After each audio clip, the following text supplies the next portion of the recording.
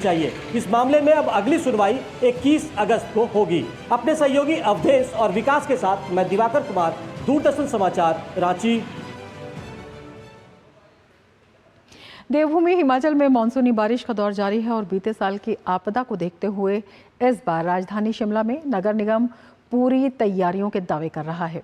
हालांकि इसके बावजूद शिमला के कई इलाकों में कुछ इमारतें गिरने के कगार पर हैं और कई जगहों पर पेड़ों के गिरने का सिलसिला जारी है। देखिए यह खास रिपोर्ट।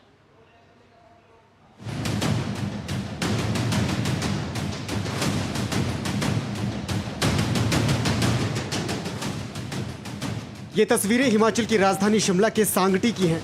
एक ऐसा रिहायशी इलाका जिसके बगल में समर हिल स्थित शिव मंदिर में 14 अगस्त 2023 को कुदरत ने कहर बरपाया और 20 लोगों की मौत हो गई। अब एक बार फिर लोग यहाँ दहशत में हैं। सांगटी में जमीन धंसने लगी है, मकानों की नींव को बचाने की कोशिश हो रही है, लेकिन सवाल ये है कि क्या 2023 की आपदा से कोई सीख ली गई या नहीं। 2023 की आपदा की सबसे बड़ी वजह थी शिमला का ड्रेनेज सिस्टम, जिसमें बड़े सुधार की जरूरत महसूस हुई थी। इसमें सुधार के लिए बड़े स्तर पर प्रयास भी हुए और इस बार इसके लिए करीब 77 करोड़ का प्रोजेक्ट भी प्रस्तावित है। शिमला के सबसे खतरनाक कृष्णा नगर नाले को पक्का किया गया है, लेकिन इसके बावजूद भी कई नाले अभी भी खतरनाक साबित हो सकते हैं। कहीं ना कहीं जो हमारा ड्रेनेज था, नाले थे, वो भी ब्लॉकेज थे, जिस वजह से ये आपदा बढ़ी। दो चीज़ें सीखी इससे, और पिछले एक वर्ष में एक जो अनऑथराइज कंस्ट्रक्शंस अगर कहीं पिछले एक वर्ष में हुई या कोई ढारे बनने लगे या इलीगल डंपिंग हुई, उस पर हमने काफ़ी स्ट्रिक्टली एक्शन लिए। निगम कमिश्नर के मुताबिक तैयारियां पुख्ता हैं, लेकिन शिमला के ही मिडल बाजार के कारोबारियों की राय कुछ और है। पूर्व पार्षद और स्थानीय कारोबारी इंद्रजीत सिंह का कहना है कि भले ही निगम प्रयास कर रहा है, लेकिन अभी भी हालात पूरी तरह से सुरक्षित नहीं है।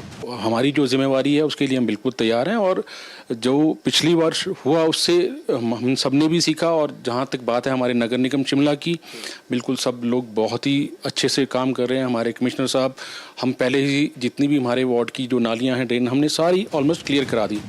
बीते साल निकासी व्यवस्था फेल होने से बरसात में भारी तबाही मची थी। भारी बारिश के कारण शहर के नाले और नालियों से पानी का बहाव रिहायशी इलाकों की ओर मुड़ गया था।